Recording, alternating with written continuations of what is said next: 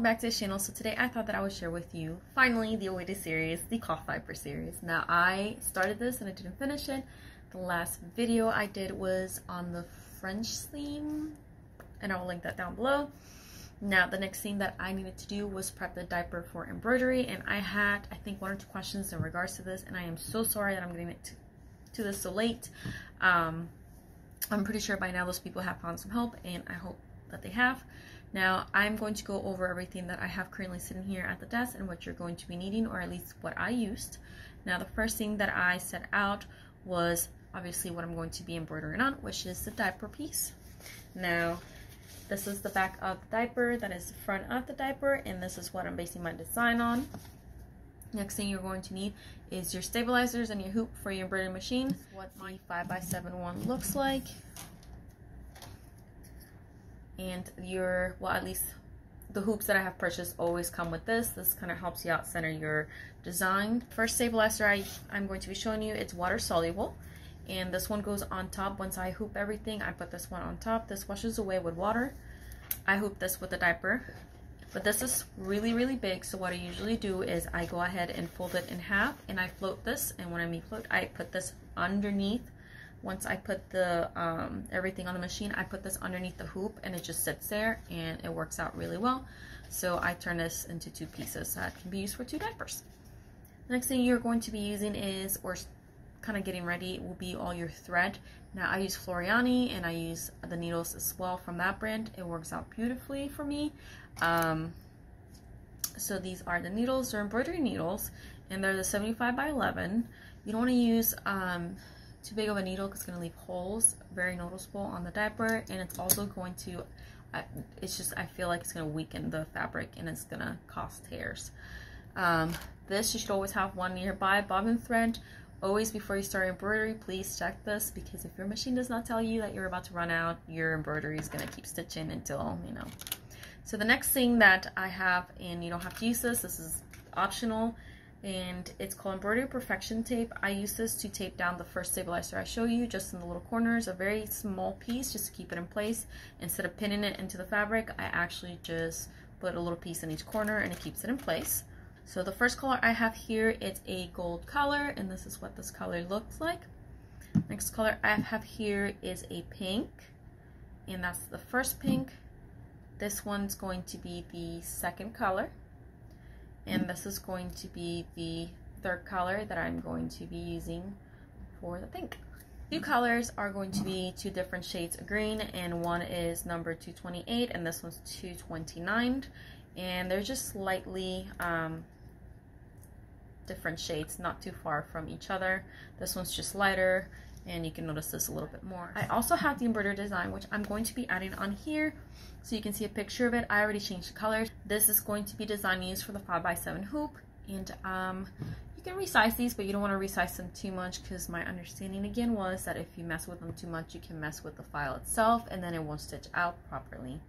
Now the design does have, again, 11,496 stitches. The design that I selected is from Urban Threads, if I'm not mistaken.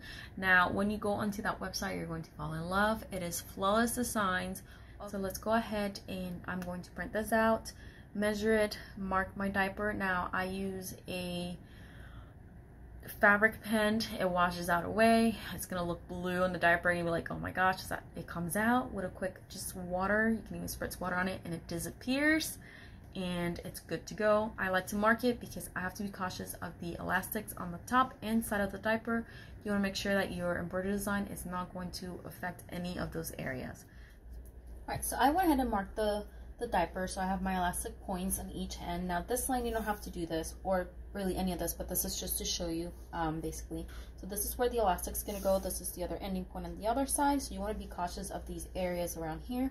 You don't want your embroidery design necessarily coming close to the spots here, because when you do your elastic, it's not going to function correctly.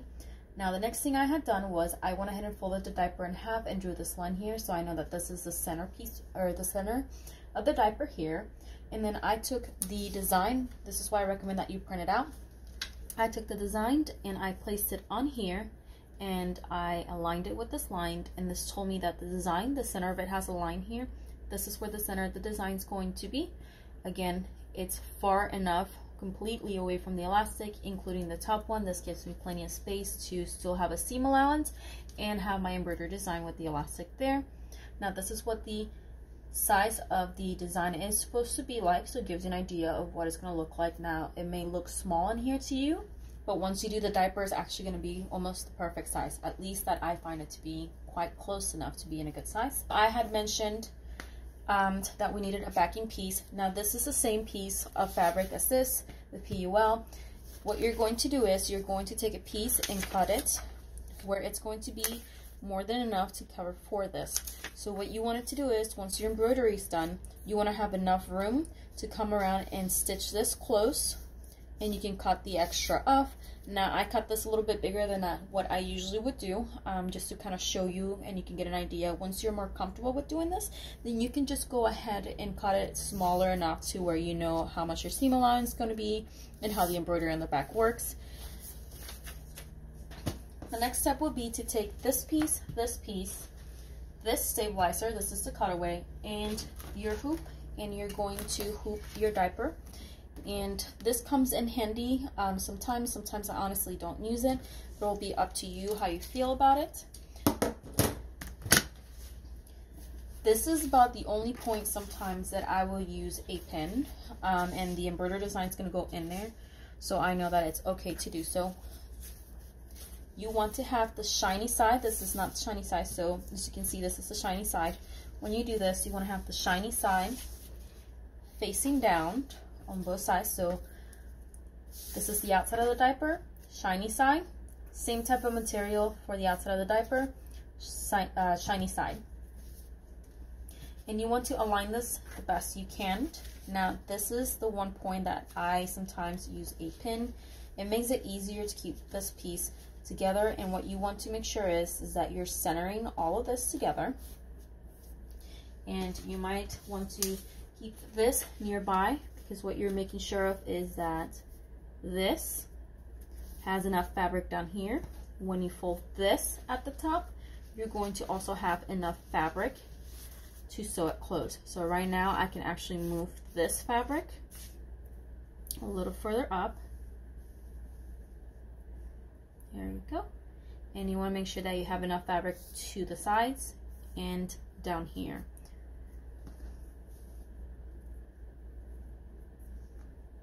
Now the next step is to make sure that once you have these two aligned, you have this as well aligned, and this is why I say sometimes it's best to pin these two together.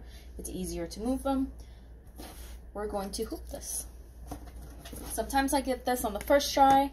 I haven't done this in a while, so I might not today, but let's see if we can do it.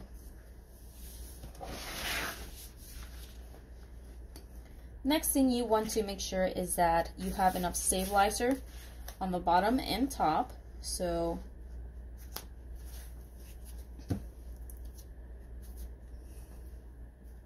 top's good, bottom give me some more. Okay, then you're going to take this piece and you're going to put this on top. This is where this is going to come in handy. So once you have this and this, what you want to do is align this with the lines, so it's going to look like that. And what you want to do is you want to make sure that you take this part and you're going to align it with your hoop and you're going to push it in. Now you want to make sure that you have enough stabilizer on this side, enough stabilizer on this side and on the sides, and only this part of the fabric is in here. Now if you look at it right now, there's still a lot of loose fabric. What you want to do is go ahead and tighten this up a little bit, and little by little you're going to push on. I first start with the stabilizer. You're going to push out,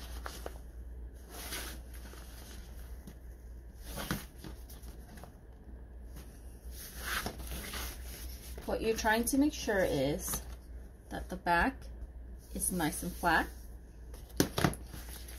And then you can grab your fabric and gently pull it out on the sides.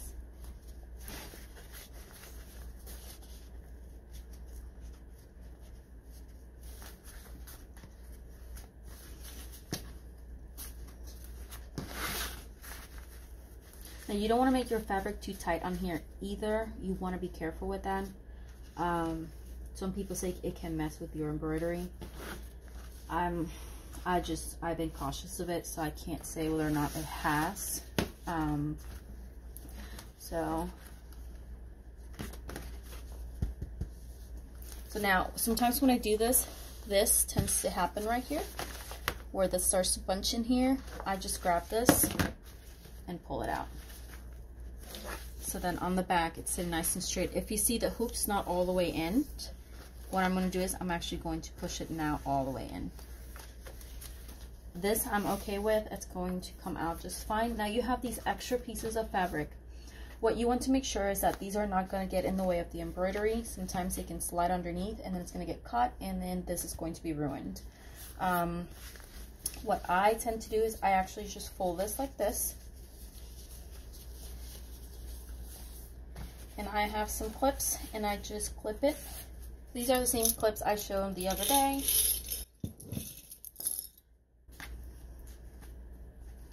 You put just one in the middle, or if you want to secure it, you can just put them on the ends. This also helps when you're taking diaper in and out. It's actually not in your way anymore. At least the extra fabric won't be in the way anymore. Now this is optional if you just want to keep an eye on it and make sure your fabric doesn't go underneath, but I'd rather not take the chance and just might as well do this because it doesn't take that long, just a few seconds. And basically your diaper at this point, it's pretty much ready for embroidery. The back looks good, the front looks good. So far this is where the design is, so my embroidery area is going to be okay. This is the stabilizer that I usually go ahead and put on top, and it's going to fit the entire design because I know that my design is going to go right here, so I can actually move this down to here. I only use a little itty bitty piece for each corner. Like, that's not a whole lot. I think that's why it's lasted me so long. You don't have to do this. I do this just because I actually like the results better this way. Front's ready already, and on the back, you can see I have my first stabilizer, water soluble, and then when I slide this on the machine underneath, you literally just slide this underneath here, and it is perfect size for it. So now this is completely ready for embroidery, and the next step will be to go ahead and take it over to the machine and start the process for embroidering. So that was the process to get the diaper on the hoop. I think I made it a little longer than what it usually is. I just wanted to explain as much as I could. Usually I try to get it on the first try when I'm putting the diaper and everything on the hoop together. Sometimes it takes a second try, and there's the days where it just doesn't want to, and I just put it down, and it's best to walk away because it means you're tired, you're done for the day, and it should not continue. So, but with that being said, if you have any questions, leave them down below. I am going to try to list everything that I have. I am not sure if I can list like the thread and stuff like that, but I'm going to list the brand of it. I'm definitely going to list down the design down there. Check out the website. It's worth trying. And I hope you enjoyed this video. It was helpful to someone, at least one person, please. And I will see you with the next step, which would be getting the embroidery machine ready. I actually want to show you what I do to get my embroidery machine ready. It's very important, even though it's so minimal what you do, it's important for you to get your machine prepped, because the headaches that come after if you don't are awful sometimes. And it's the most simplest of things too. But with that being said, that is ready to go. I will see you on the next video with the next step, which is starting the embroidery, and we'll see how the colors and everything, I'm hoping it goes well and they match well, and what the design looks like before we sew it all together. That way you can get an idea how the sizing looks before and afterwards when the diaper is completely done. Thank you all so much for watching. Don't forget to comment, like, and subscribe. I will see you in the next one, and have a great day.